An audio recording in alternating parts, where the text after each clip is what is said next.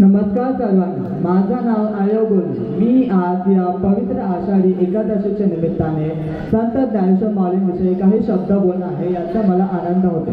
संत ज्ञानेश्वर माऊली हे महाराष्ट्रातील महान आणि थोर संत। त्यांनी त्यांच्या जीवनातून एकता याची शक्ती पसरवली।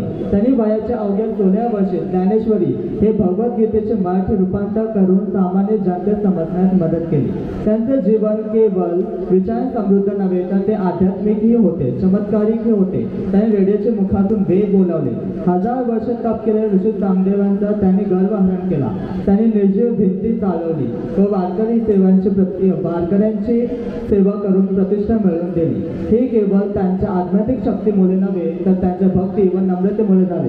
संत ज्ञानेश्वर माऊलींनी वारकरी परंपरा सुरुवात केली। आम्ही जातो आमच्या गावात हे म्हणून त्यांनी लाखो वारकऱ्यांना विठ्ठल प्रेमात रंगवले आणि आज ते लाखो विठ्ठल प्रेमी आज ही परंपरा पुढे नेत आहे। आपण ही देखील ही परंपरा पुढे नेऊया आणि अशीच आषाढी एकादशी सेलिब्रेट करूया।